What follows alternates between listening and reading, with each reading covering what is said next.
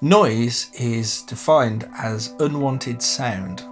That, I think, is the technical definition from an engineering perspective. It can refer to the sound of an environment, noise pollution. It could refer to the static sound of white noise and a whole spectrum of noise colours, or it could even be sort of more metaphorical when we think of, you know, a single voice cutting through the noise of other voices. So noise. But is noise really something that is to be thought of as negative, or are there positive aspects to noise? And so in this video I would like to talk about noise and what it means for us as musicians and modular synth artists.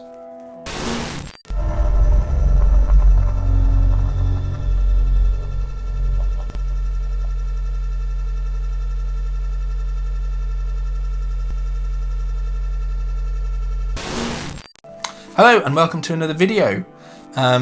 So recently I have been thinking a lot, or pondering about the importance of noise, and that kind of goes alongside maybe the sort of origins of music, and what it means to be a musician, listening, all sorts of things really. All sorts of things that are probably way too deep to cover in a single video. But I thought it might be interesting to just talk about some of the things that I've been pondering and share those with you, you know, and maybe see what other people think as well, because that's always one of the great things about YouTube is that, you know, you can share your ideas in the form of a video, but you can get back from other people ideas as well through the comments and so on. So yeah, so I guess I've been thinking a lot about noise, and how noise can be quite useful in the modular world, or just in music in general, and also I guess what defines noise, what defines music. It's a very difficult question to answer. What is music? And I think, you know, that question may need an entire video of its own. I tend to think of music, I think my definition of what music is has changed considerably over the years. And at the moment, my definition of music is probably sound which is organised with intention.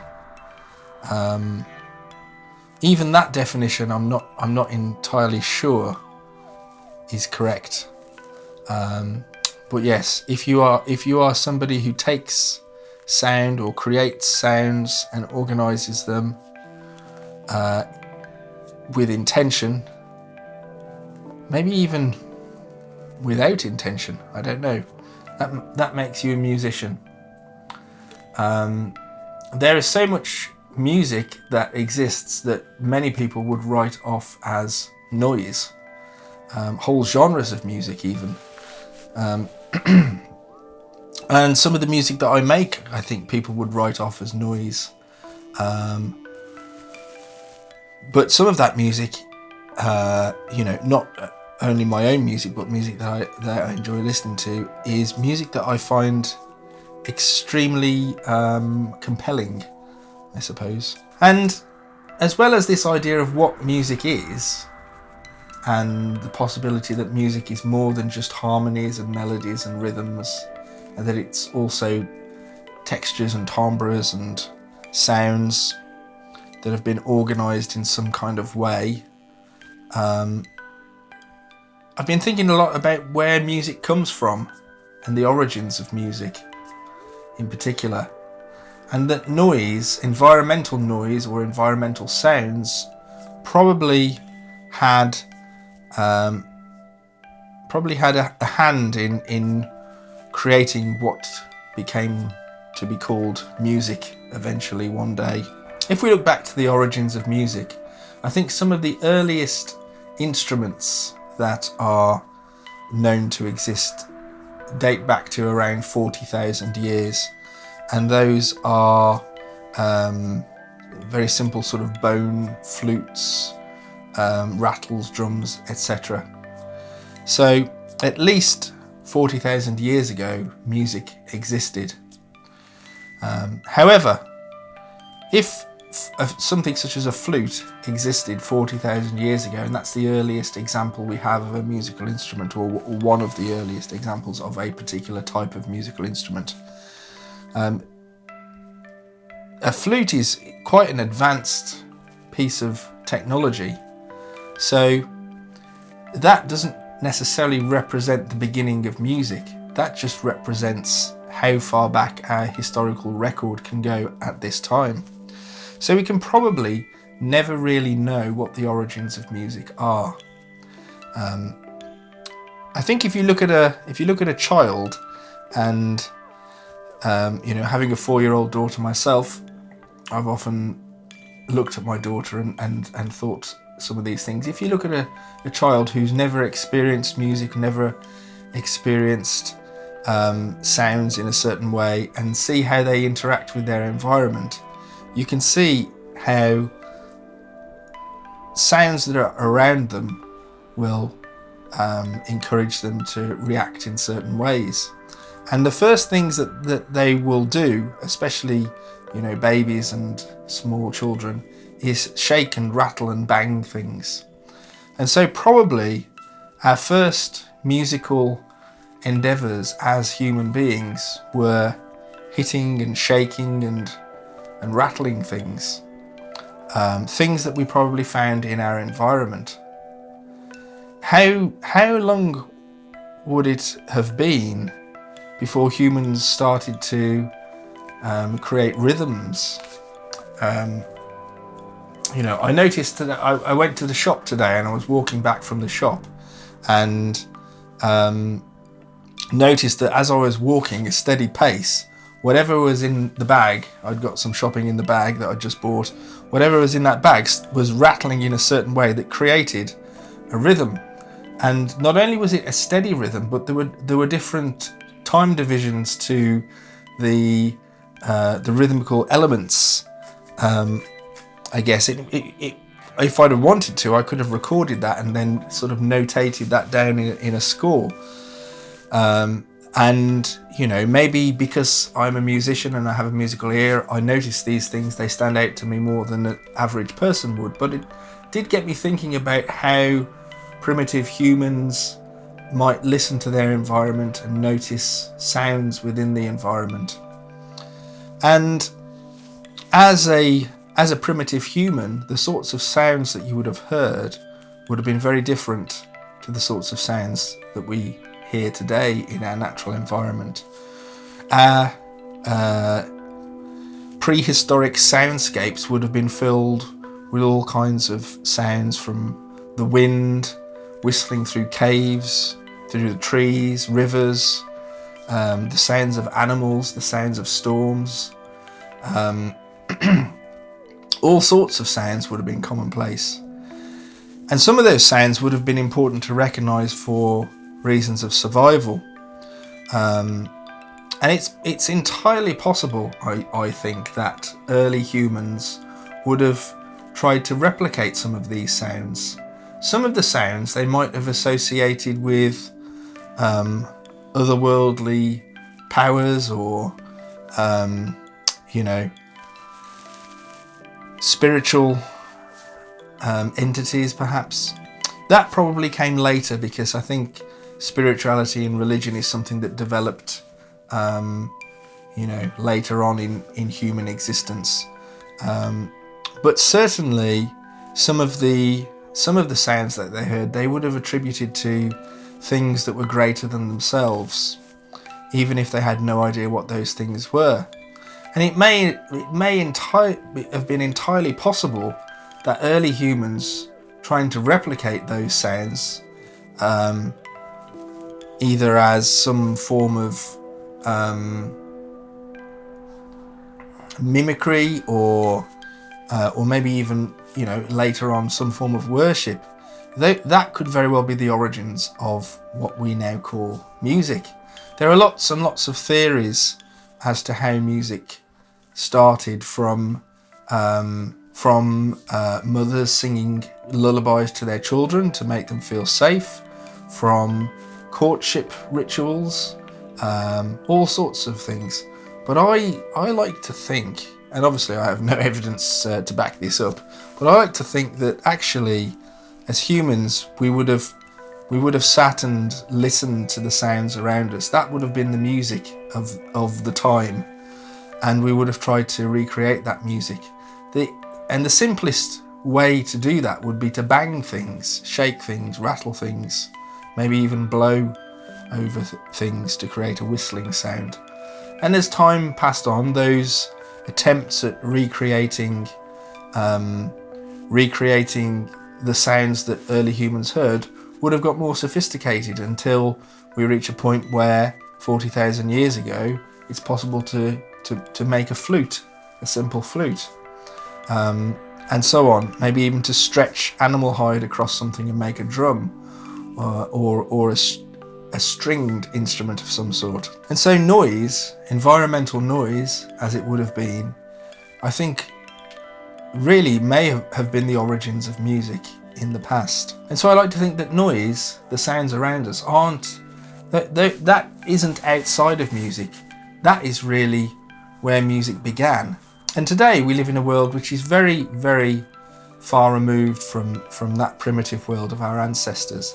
But we still have a lot of noise around us. We still have maybe even an overpopulation of noise when we, certain environments that we might live in, cities, towns, etc., where we have the noise of roads, the noises of industry.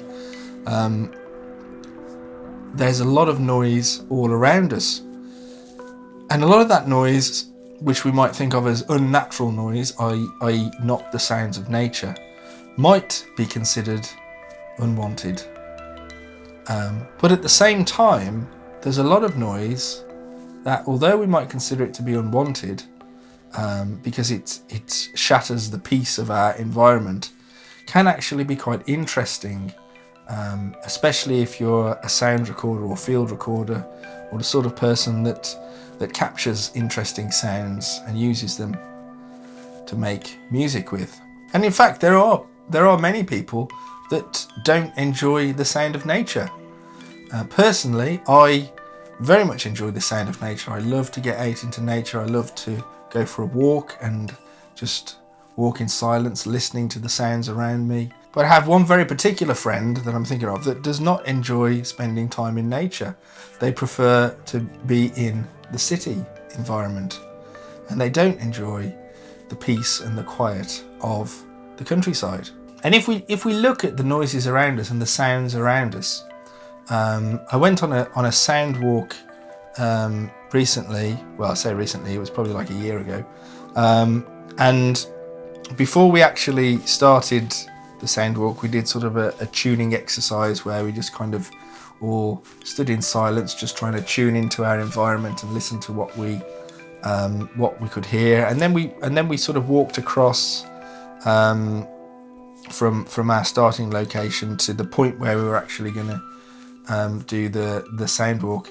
And it was amazing walking through buildings and listening to the sound of air conditioning units and the hum of buildings, and walking past each building which had its own very distinct sound and hum and hiss and whine, that all came from I think mostly probably sort of air conditioning, environmental conditioning units, generators, that sort of thing. And the sort of thing that in your day-to-day life you don't notice, but when you start to tune in and you start to listen, you can hear all these sounds that exist in our environment. And I think this is what Schaefer described as a soundscape crisis. the industrialization of the world, which drowned out natural sounds. And so when we walk through a town or a city now, we don't hear the sound of birds, we don't hear the sound of animals, we don't hear the sound of wind blowing through trees. We hear instead a soundscape of hums and hisses and scrapes and crackles and so on. A very different type of soundscape, but a soundscape nonetheless. But as human beings, we've stopped paying attention to the sounds around us, and we've stopped listening. And I think that was also part of what Schaeffer described as the soundscape crisis, the fact that humans no longer need to listen for survival.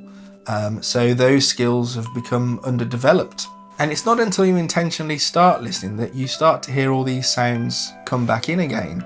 This also ties in with another composer and writer, Pauline Oliveros, who talks about deep listening and the idea of opening yourself up to your environment and taking in all of the sounds that you hear around you. In Cage's famous piece, which I've forgotten the title of, is it 4 minutes and 33 seconds? I think it is.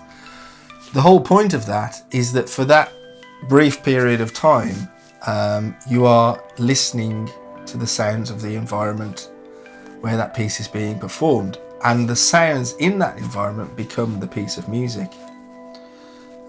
So throughout musical tradition, I think we have the existence of this idea that noise can be music, and that music is more than just harmony and rhythm and pitch and melodies and so on, and that sounds in our environment are equally as important.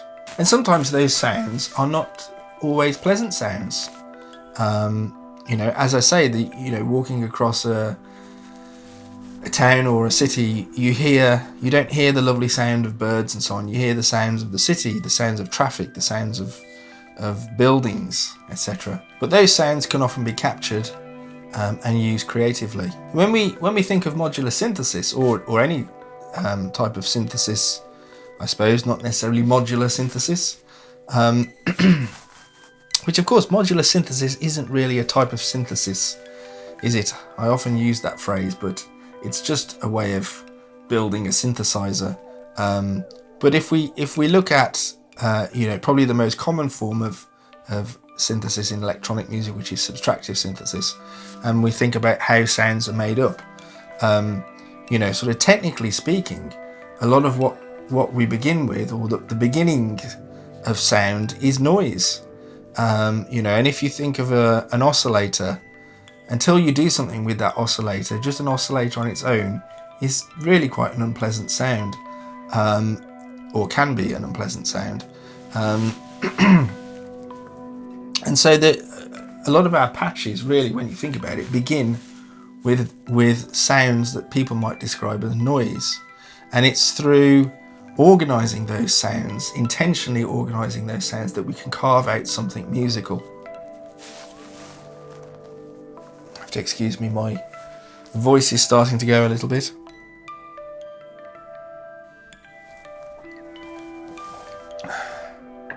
So, creatively speaking, we can use noise within patches. As quite often, a very common way of using noise is in a sample and hold to generate random voltages, or the classic noise through a filter sound to create the sound of wind or the sound of ocean waves, etc. But noise by itself, or noisy sounds, I often find to be quite interesting in a lot of the patches that I do. There's a sort of raw, imperfect, unpolishedness to noise that I find quite interesting and compelling, and enjoy listening to, as well as enjoy working with. Whether that's noise produced through feedback, or noise from distortion, or, as I'm exploring a lot more recently, actually recording environmental sound and then using that in my patches as well. And in many ways, the use of noise is kind of a way of democratizing music creativity, because you don't need to learn a bunch of scales or notes, or understand harmony or melody to create a piece of music using noise. Of course, there are skills to be developed, and whatever you do, whatever sort of creativity you dive into, there are always ways to improve and get better. But with noise as a source, you don't need any special training or anything. You just need to be able to listen to your environment and respond to the sounds that you're hearing. And so again, I think noise in many ways is not the opposite of music.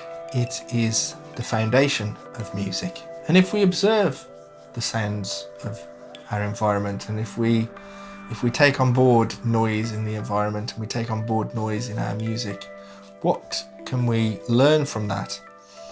And I think one of the things is to again embrace imperfection, embrace accidents, embrace chaos.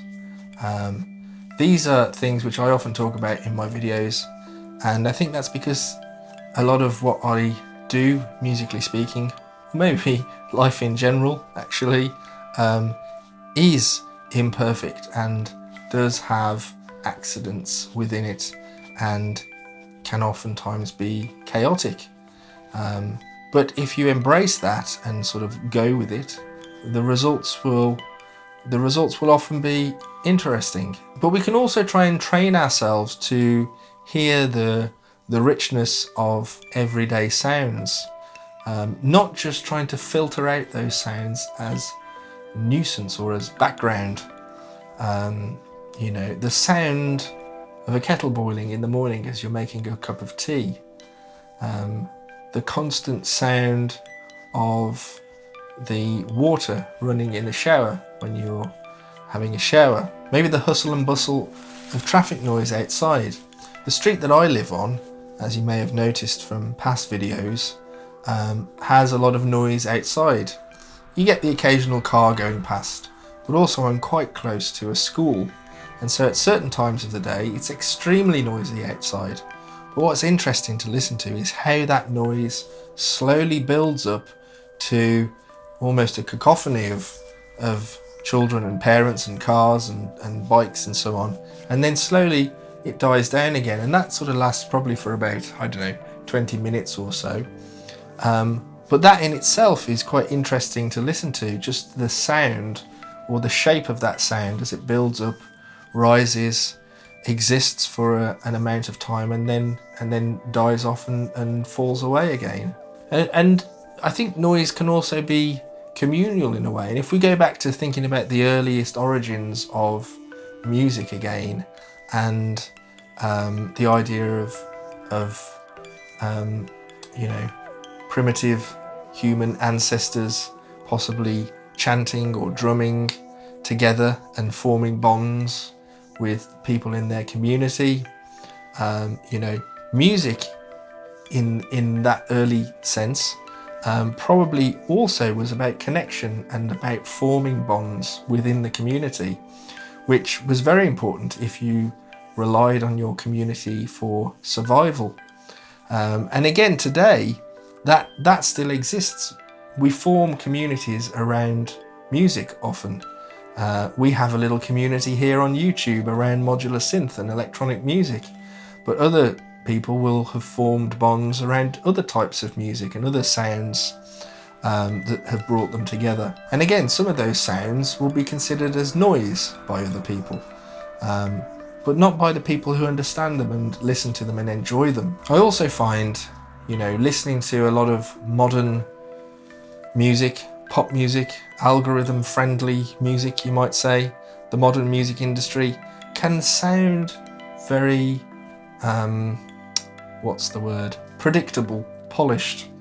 And so when I hear something that has got some kind of edginess to it, or some kind of chaos, or some kind of noise that cuts through that predictability, I often think that is a little bit more interesting than what you're normally exposed to. And what's interesting is that I think it was a video by Venus Theory. If you know that YouTube channel, Venus Theory, he talks a lot about composition and creativity and so on. And he did a video, it was quite a while ago now, I think, where he talks about how noise and harshness and timbre and tone are becoming more important in modern music than melodies and harmonies and so on. And I thought that was quite an interesting video, because I thought, well, it's interesting that he spotted that.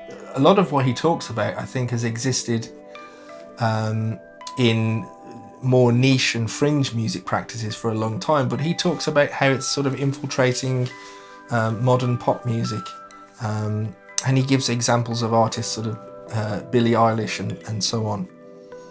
So yeah, that video is definitely very interesting and worth a watch. I will put a link in the description below to that, and you might find that interesting to watch.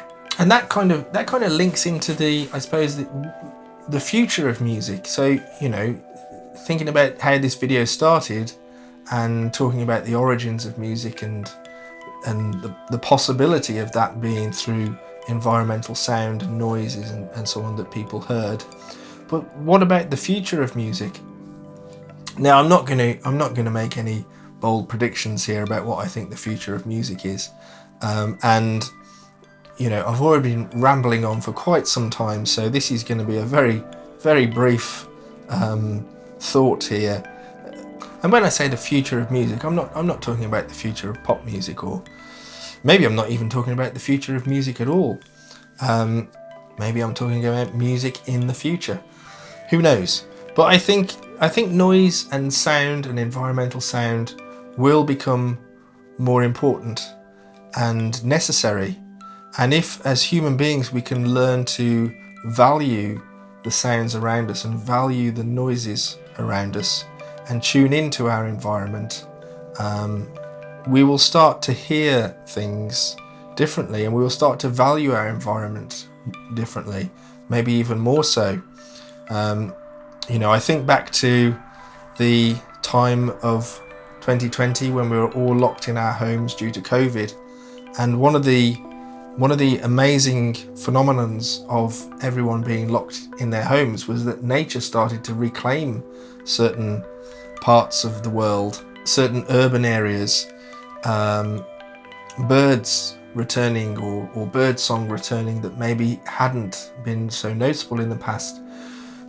Cars not being on the roads suddenly allowed you to notice all these natural sounds that were around you.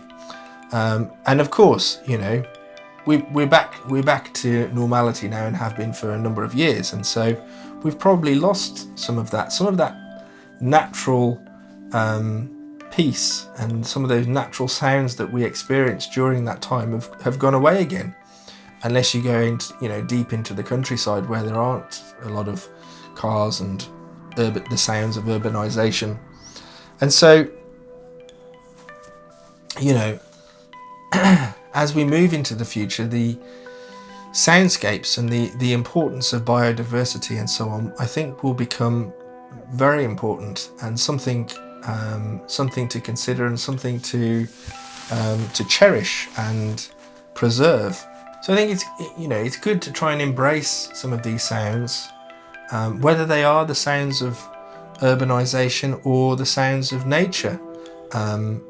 Embracing noise and embracing sound and listening and trying to tune into these sounds around you, I think, is an important skill to have. And if you can use that in your music, even if you don't use the actual sounds, but you use the ability to listen, if it helps you to develop an ability to listen, then, you know, you'll make better music. And also kind of, you know, realize that music doesn't need to be neat and homogenized and marketable. It doesn't need to be a commodity, but it can be ugly and dirty and raw and noisy. And by accepting noise, we embrace complexity and contradiction, and the idea that reality is messy, and so is life, and so is being alive. So I guess the final thought is that noise isn't the enemy of music. Possibly noise is the origin of music, and maybe even the future of music, or the future of our world. So next time that you hear something that you would usually dismiss as just a noise, maybe just try and listen to it and hear the sound for what it is, hear the music within it, and notice that music is around us all of the time, irrespective of what that sound is. Anyway, I hope you found that interesting. I'd love to hear your thoughts on that, whether it be related to noise and the use of noise in your music, or ideas around the origins of music, or even whether preserving some of these sounds in the future is a worthwhile thing to do, or etc. But yeah, let me know in the comments, what are the sorts of noises and sounds that you hear that you think are interesting? Do any of you practice recording those sounds? This is something which is new to me, and so I know a lot of you out there are way more experienced than me at many of the things I talk about in these videos, so it'd be interesting to hear other people's thoughts and ideas. Well, thank you for watching. This video has turned out a little bit longer than usual, but hopefully you found it interesting. If you have, then please hit the like button and the subscribe button and leave a comment and all of that jazz, and I will see you in the next video. Thanks for watching. Cheerio.